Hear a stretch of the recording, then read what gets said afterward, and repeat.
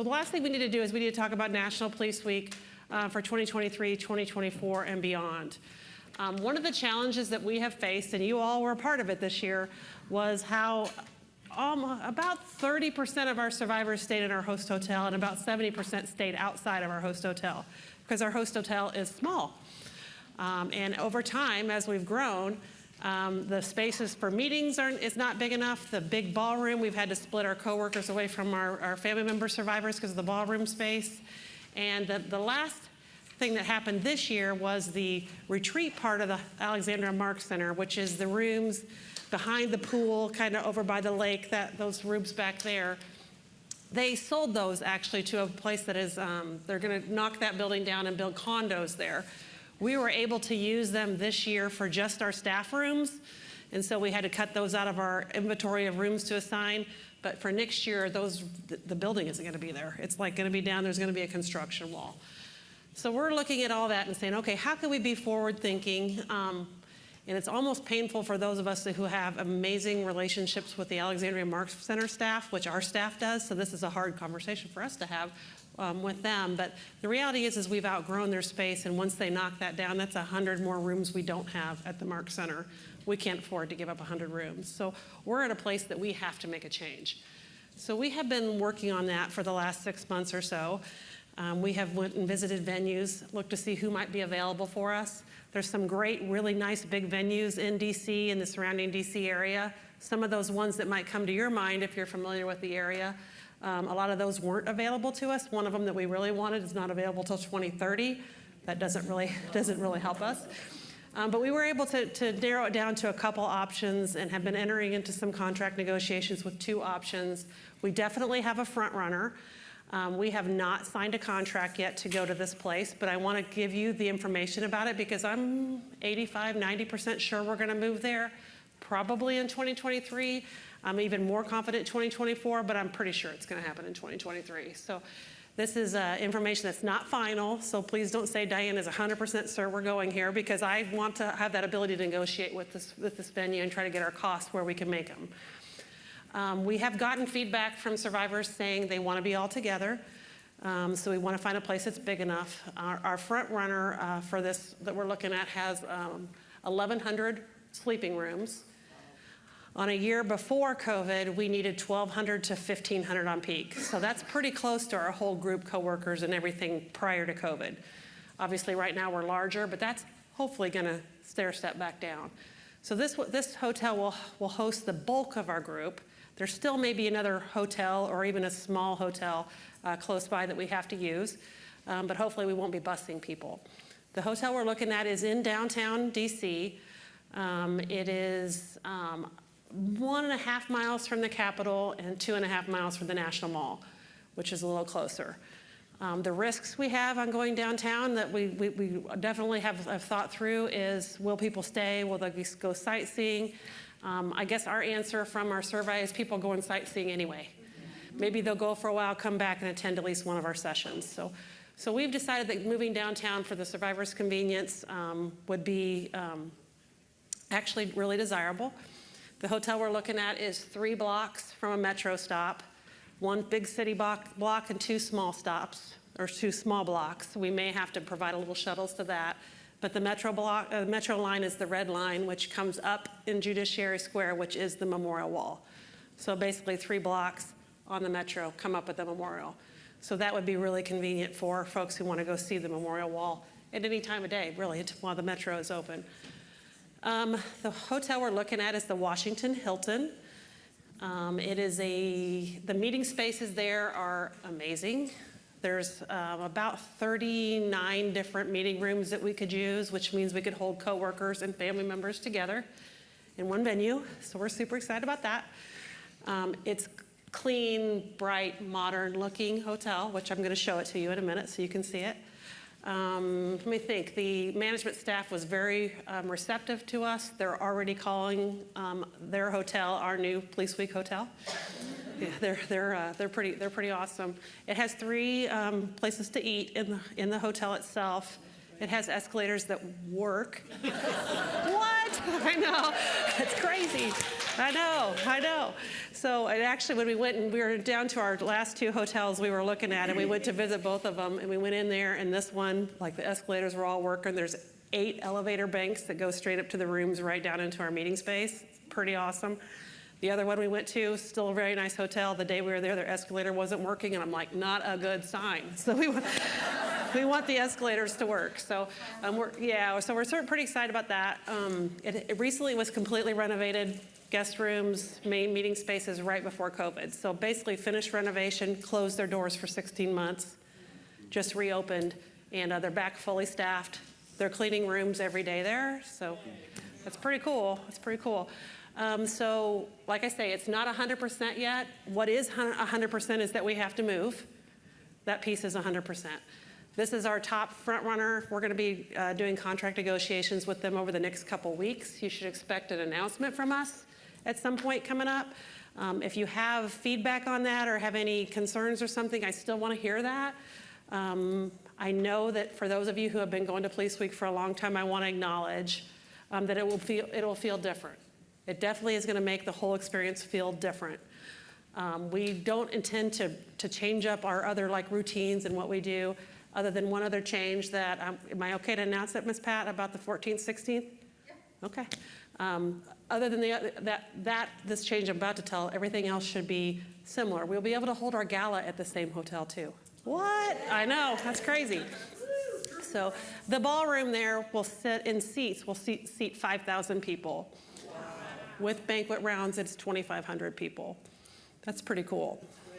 So one other change that the board talked about on Thursday and asked the staff to go back and look at, and even my program staff, if they're watching this, they haven't even heard this. This is so fresh. But they asked us to look at the 14th and the 16th. You know, on the 14th, that's the first day of our conference. We typically offer our survivor support sessions on that morning, and that's for debriefings is what some of you remember it at. We renamed them recently, trying to take some of the fear away from going in that room and telling your story. So we've always done that on the 14th. And our board wants us to look at taking the 14th and having that be the day that we have the optional sessions or not optional, but sessions that people can choose, the support sessions, the classes about grief and well, there's all kinds of topics that day, but hosting those on the 14th so that we don't have survivors come on the 14th, go to that debriefing session, say, wow, that's too much, I can't take any more of this conference, and not come back. So we'll do the teaching part of it first, and then on the 16th, we'll do more of a let's just talk group sessions on the 16th and switch it around to hopefully keep more people engaged in our conference. So that came straight from your board ideas, and congratulations to those guys. They're amazing, but we really are listening to them. And people who gave feedback on the National Police Week survey. So, you know, I don't think we can take credit for thinking of it on our own. It was good to have that feedback. Yeah, so. Awesome. Yeah, thank you. I want to show you a really cool brief video. It's like a minute and a half long. It's definitely a selling video of this venue, but I just kind of wanted you to see what it looks like and get a little bit of a picture of where we think we're going. You could roll it.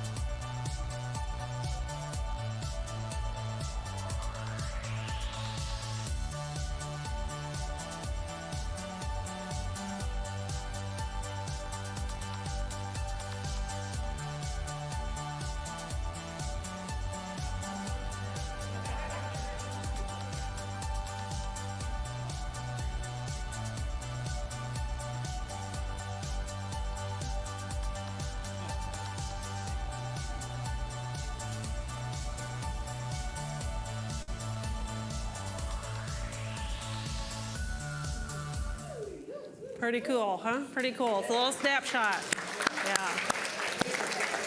We are super excited about this. Redoing the logistics of everything National Police Week is definitely going to be a challenge for us, but we are excited to take that challenge because it's worth it. I'm sure one of the things after seeing how beautiful that is on everybody's mind is, okay, how much does this cost, right? I read your minds, I know you. So last year for Police Week, our rooms were anywhere from without tax, anywhere from $189 to $229, depending on which one of the 14 hotels you landed at. So that was our range. We know it's expensive to be in DC. We expected it to go up. Our original price they sent to us for this rooms was about $329 a night, which is crazy high. We know it's more than people can afford. So we went back to them and we said, let's look at the per diem rate for DC and let's shoot for that, because that's what government agencies are going to say they can spend on their rooms. And we have been successful in negotiating them down to the per diem rate for DC, which is $258 a night. So that's where we're going to be. Now, I went and looked at like Crystal City hotels and other places that would be potentially big enough to hold us, and none of them are below per diem. All of them are at $258. So I feel like if we could be in downtown DC and be at per diem, that's a win for us, even though it's still super expensive, and I know it's pricey. I don't know that we have any other choice than to go and do that. So it's pricey. We do have a food and beverage minimum that's very similar to the amount we spent on food and beverage at Police Week this year. So that part of it doesn't make me nervous. We've been able to negotiate down at least our prices similar to where we are at the Mark Center for meals. So that's been pretty good. The last things we have to do is just talk concessions and things like that. So I'll be working on that with them going forward. And now I really just want your input, thoughts, in any direction, anything you want me to ask for. Tell me what you want, what you need, what you think.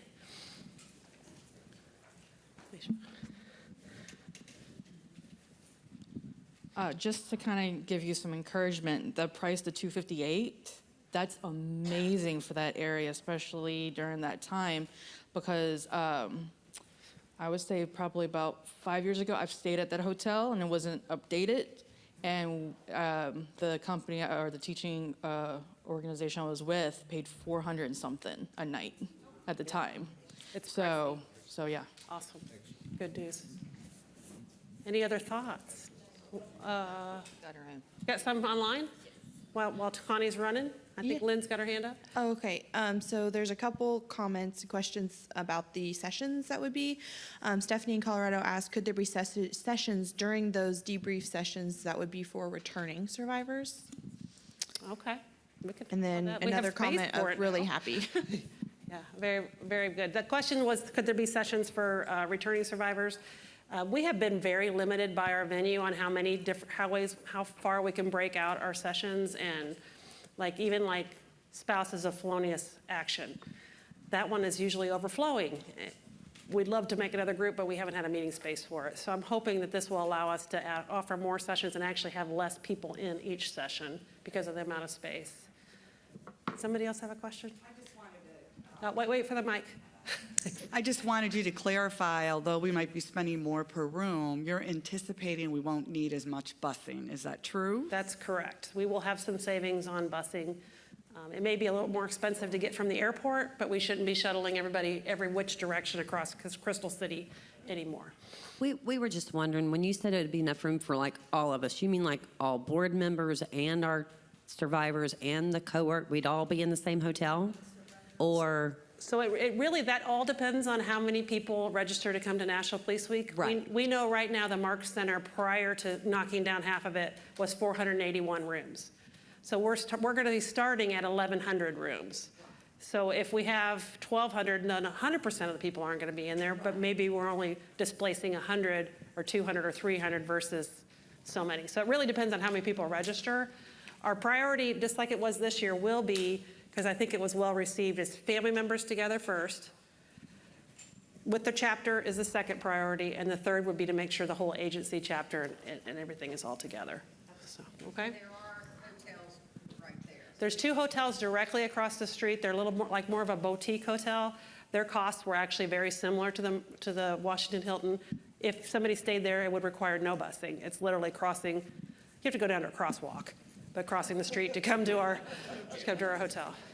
So Yes, ma'am. historically, just because I've only been to two, Okay. and they were at the Mark Center, and the restaurants and the bar, come on, we all drink, come on. Not They everybody wouldn't- drinks. Well, not everybody, But we're but not most judging. people. Okay. But they wouldn't open or stay up later, and then they would kind of run us off because of if we had our own drinks there or anything, or brought in food from the outside, they'd run us off from the seating area around the bar and stuff. Yeah, so every hotel's going to do that. Okay. They're not going to let you bring in, they won't even hear. They won't let you bring in outside alcohol or food to the place where they sell food and alcohol. They're not going to do that. But they will work with us, and we've talked to them about staying open different hours, like after the candlelight vigil. We need food served at like 10 o'clock at night.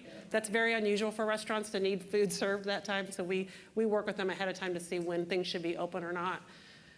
Yeah, but we're not going to win the food and bringing food into, yeah.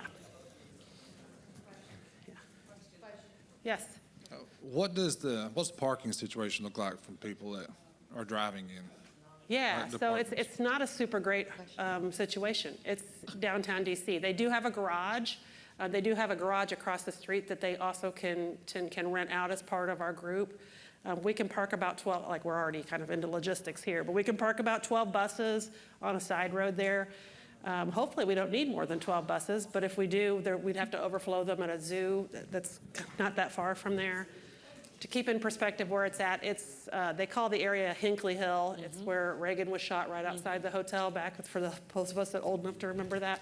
That's the area of DC that we're in. Older. Sorry, I'm old. I own it. Anything else? Any questions about that? Any other feedback? Diane, Things you want me to ask? he was clarifying on that. He was looking mainly for people who are driving in Yeah, so there's, versus, and police Yeah. cruisers versus public parking in there Yeah. that's staying. so there is a parking garage. There's a neighboring parking garage that they'll use. Those are those logistics that we're going to have to figure out with the Police Week Committee as far as where we park cruisers, because we have special arrangements for them at the Mark Center, so we'll have to figure out where that happens. We don't have all those details figured out right now. And if there is a downside to this, it's in a neighborhood in DC, and so it's in DC. So it's definitely, you're going to feel like you're in a city neighborhood versus kind of out where it's a lot more space. But there's more space inside the hotel. The nice police people. Okay, now you're going to make me cry. Yeah. So we work with some amazing law enforcement folks from that area. Alexandria PD, Arlington Sheriff's, Secret Service. We've already had conversations with Secret Service. That's actually where they live, the DC area. So we're good there. So we're going to have to figure out logistics or so, but we've talked to them about it. And like for the airport pickups and things like that, that's already a mutual aid kind of situation. So we'll still be using those same folks for our airport pickups and things like that. We just necessarily won't have Alexandria PD running our command post. We'll probably have somebody from MPD doing it. So, but we'll try to get it back to volunteer. I know they will. Yeah, that's the hard part for us, is those are relationships that we have. Is the arrival date the 13th, Saturday the 13th? I'm sorry? The arrival date? So those dates will be the same every year. So the early arrival day is the 11th, main arrival day is the 12th, 13th is the vigil, 14th is our conference, 15th is memorial service, 16th our conference, go home on 17th.